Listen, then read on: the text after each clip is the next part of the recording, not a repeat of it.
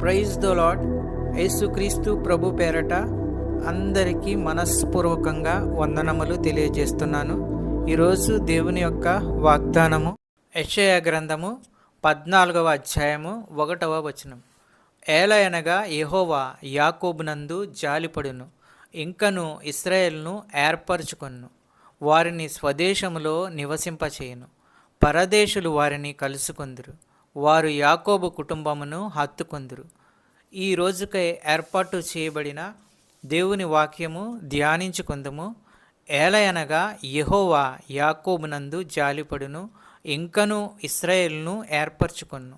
ఈ వాగ్దానాన్ని మనం అర్థం చేసుకున్నట్లయితే ఇక్కడ యాకోబు అంటే దేవుని జనాంగం, దేవుడు ఏర్పరచుకున్న ప్రజలు, అనగా దేవుని యందు విశ్వాసం ఉంచిన వారు, ఆయనే ఆధారమని నమ్మినవారు ఆయన బిడ్డలవుతారు.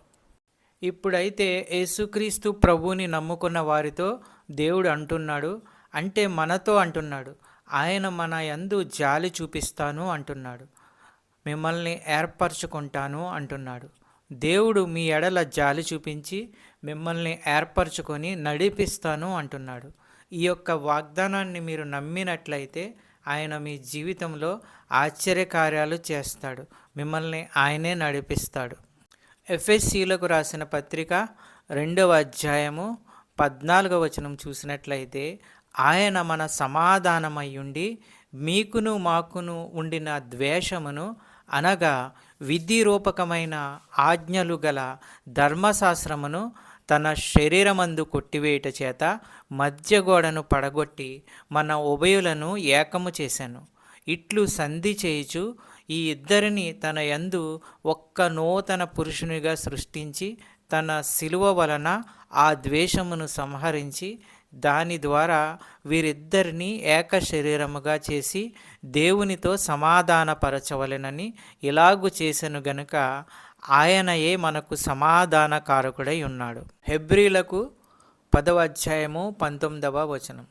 సహోదరులారా, యేసు మన కొరకు ప్రతిష్ఠించిన మార్గమున, అనగా నూతనమైనదియు జీవము గలదియు ఆయన శరీరము అను తెర ద్వారా ఏర్పరచబడినదియునైన మార్గమున ఆయన రక్తము వలన పరిశుద్ధ స్థలమునందు ప్రవేశించుటకు మనకు ధైర్యము కలిగి ఉన్నది. చెప్పబడిన వాక్యము దేవుడు మీ యొక్క జీవితాల్లో ఆశీర్వదించునుగాక.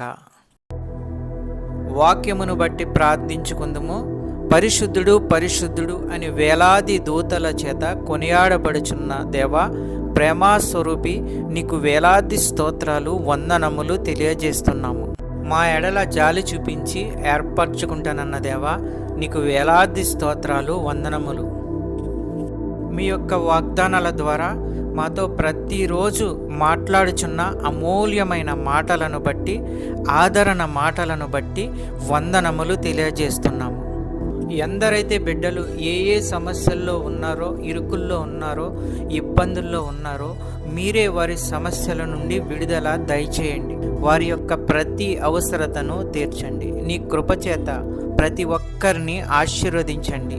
నమ్ముతుండగా, విశ్వసిస్తుండగా అద్భుత కార్యాలు, ఆశ్చర్య కార్యాలు చేయండి. ఆర్థిక సమస్యల నుంచి విడుదల దయచేయండి. చిన్న బిడ్డల గురించి ప్రార్థించుచున్నాము. వారు స్కూల్కి వెళ్తున్నప్పుడు, వస్తున్నప్పుడు తండ్రి మీ దయాహస్తములతో వారిని కాపాడండి. మంచి క్రమశిక్షణ, చదువు, ఆరోగ్యము వారికి అనుగ్రహించండి. కాలేజీకి వెళ్ళే బిడ్డల గురించి ప్రార్థించుచున్నాము. మంచి క్రమశిక్షణ, చదువు, ఆరోగ్యము వారికి అనుగ్రహించండి. జాబు ప్రయత్నంలో ఉన్న వారి గురించి ప్రార్థించుచున్నాము. మంచి ఉద్యోగము వారికి అనుగ్రహించండి. సంతానము లేని వారి గురించి ప్రార్థించుచున్నాము. ఆ కుటుంబంలో బిడ్డలను అనుగ్రహించండి, సంతానము అనుగ్రహించండి. అద్భుత కార్యాలు, ఆశ్చర్య కార్యాలు చేయండి. అనారోగ్యంతో ఉన్న వారి గురించి ప్రార్థించుచున్నాము.